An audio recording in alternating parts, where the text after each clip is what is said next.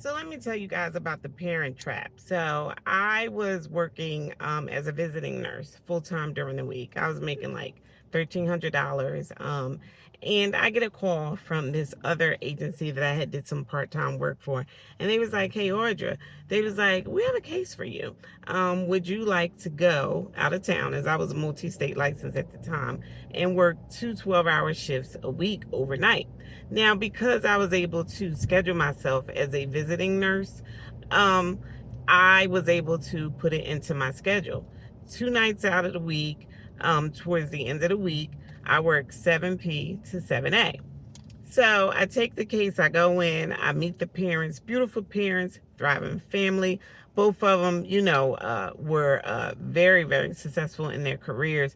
Beautiful home, very safe neighborhood. So I was to take care of their son. Maybe he was like 6 or 7, I can't remember.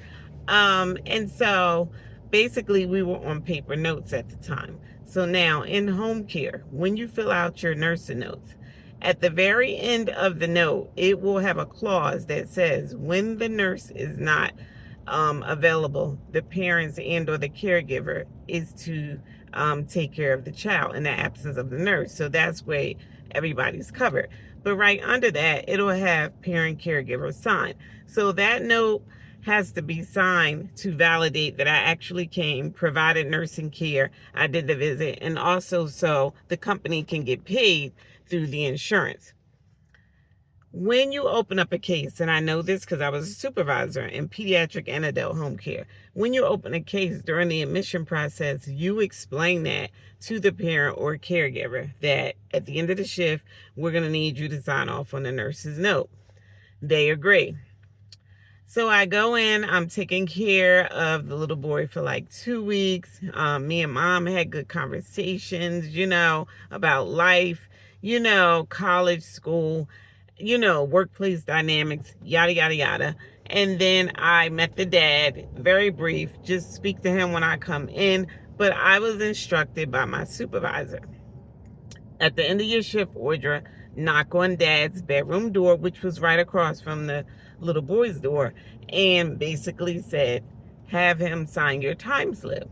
I did that for like 2 weeks.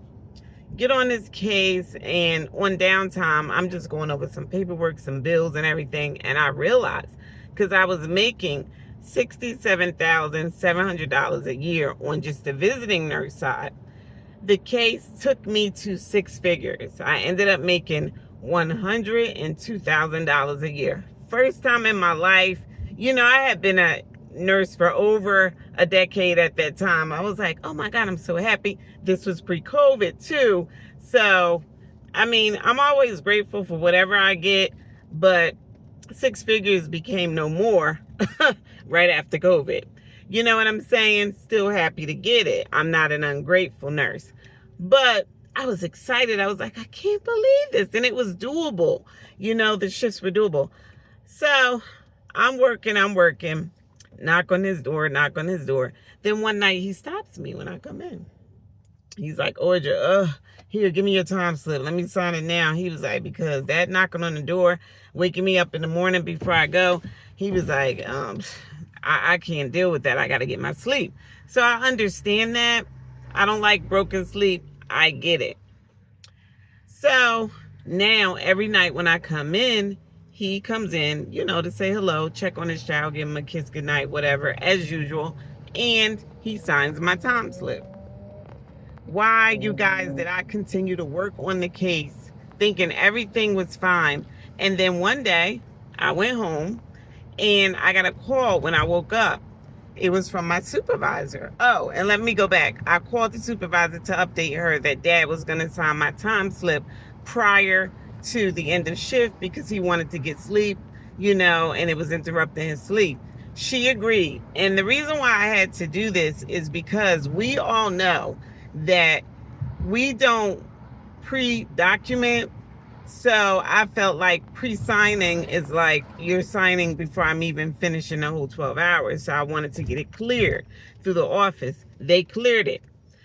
And so when I got the call at home, she basically was like, got a minute? You know how that goes. I was like, sure.